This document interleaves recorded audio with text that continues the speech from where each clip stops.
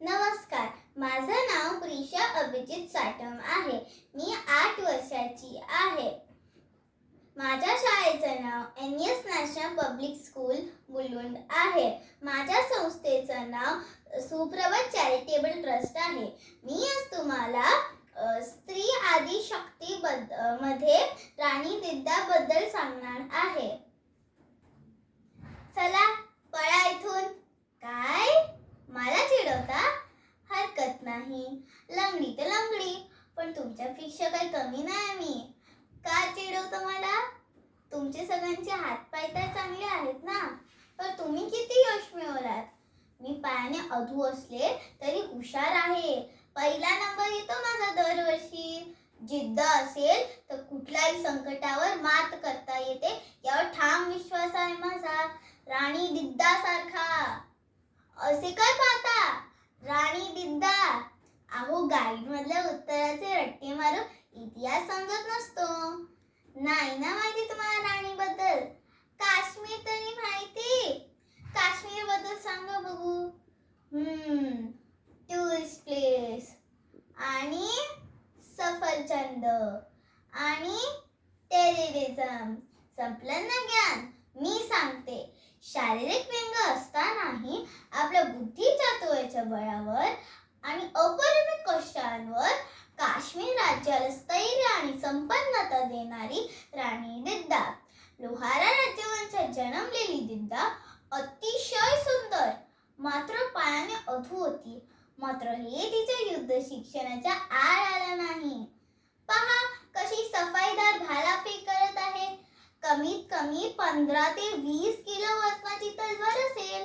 ती पेलणं, चालवणं, पळत्यात घोड्यावर तोल सावरत चालवणं इतकं सोपं नाहीये. काय झालं? गप्प झाला ते? कळालं ना? जिद्द असेल तर आपल्या न्यूनत्वावर मात करता येते.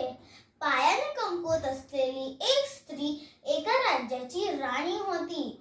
लढाई करते यावर विश्वास नाही का बसत? पुढे पुढे ऐकायला तर चकितच व्हाल.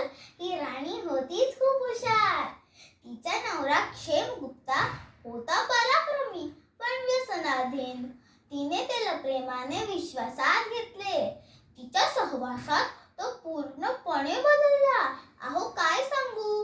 दिद्याच्या या कर्तृत्वामुळे राजा क्षेमगुप्ता प्रजा दिद्याक्षेम म्हणू लागले. आता बोला, राजालाही त्यात कमीपणा वाटला नाही. त्याचा दिद्यावर प्रचंड प्रेम होते. तिचं अपंग असणं त्याच्या प्रेमाच्या आड आलं नाही. पण कोण दुष्टाची नजर लागल्याने राजा. खूप प्रेम होतं राजाचं तिच्यावर. तिचं अपंग असणं त्याच्या प्रेमाच्या आड नाही आलं कधी. तिने राजाच्या मनावरही राज्य केलं आणि प्रजेच्याही. लग्नानंतर अवघ्या 8 वर्षांनी आजारपणाचा निमित्त होऊन राजा क्षेमगुप्ता मृत्यू पावला. राज्यासाठी अहोरात्र चिंता करणारी दिद्या आता कमालीची सावध झालेली. प्रजेच्या भलेसाठी कठोर निर्णय घेऊ लागली. स्त्री म्हणून दुर्बल समजून तिच्या विरुद्ध जाणाऱ्या लोकांना धूर्तपणे बाजूला केले.